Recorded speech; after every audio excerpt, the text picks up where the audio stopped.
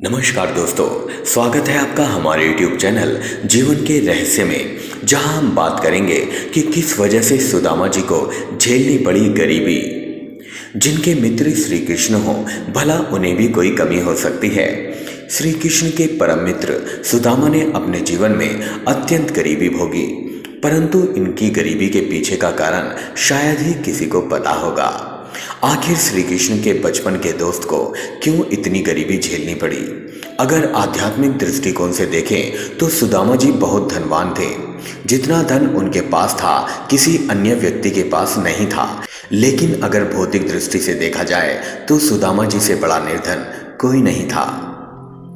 पौराणिक कथा, एक बेहद गरीब ब्राह्मणी थी जिसका जीवन भिक्षा पर ही आधारित था। लेकिन एक बार वो समय भी आया जब 5 दिनों तक उसे भिक्षा नहीं मिली और छठे दिन उसे मात्र 2 मुट्ठी चने ही प्राप्त हुए। कुटिया पर पहुंचते पहुंचते रात हो गई और उस ब्राह्मणी ने सोचा कि ये चने मैं रात के समय नहीं खाऊंगी, सुबह भगवान कृष्ण को भोग लगाने के बाद ही इन्हें ग्रहण करूंगी। इस विचार के साथ उस ब्राह्मणी ने चने एक साफ कपड़े में बांधे और रख दिए। वह कृष्ण का नाम जपते जपते सो गई। लेकिन ब्राह्मणी के सोते ही कुछ लोग चोरी करने के इरादे से उसके घर घुस आए। चोरों को एक पोटली बंधी मिली। उन्हें लगा वह सिक्कों से भरी पोटली है, लेकिन उसमें तो भिक्षा में मिले चने थे।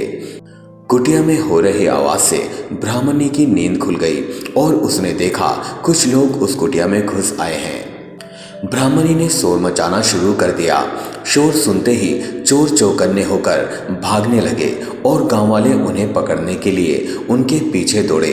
पकड़े जाने के डर से वो सभी चोर गांव के निकट स्थित संदीपन मुनि के आश्रम में आ छिपे, जहां भगवान कृष्ण और सुदामा शिक्षा ग्रहण करते थे। गुरु माता को ऐसा आभास हुआ कि उनके आश्रम में कोई घुस आया है। गुरु माता को आता देख सभी चोर पोटली छोड़ वहां से भाग गए।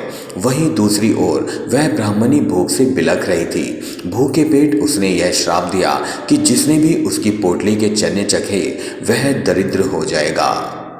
गुरु माता जब आश्रम की साफ सफाई कर रही थी तब उन्हें वह चने की पोटली गिरी हुई दिखी। जब भगवान कृष्ण और सुदामा जंगल में घास काटने जा रहे थे तब गुरु माता ने उन्हें वह चने की पोटली दे दी ताकि जब भूख लगे तो वो ये खा लें। जैसे ही सुदामा ने वह पोटली अपने हाथ में ली, उन्हें समझ आ गया कि इन चनों के साथ श्राप जुड़ा है। सुदामा ने सोचा कि अगर श्री कृष्ण ने ये चने ग्रहण किए तो सारी सृष्टि ही गरीब दरिद्र हो जाएगी। इस विचार के साथ उन्होंने ये सारे चने खुद ही खा लिए और श्री कृष्ण को उसमें से कुछ नहीं दिया।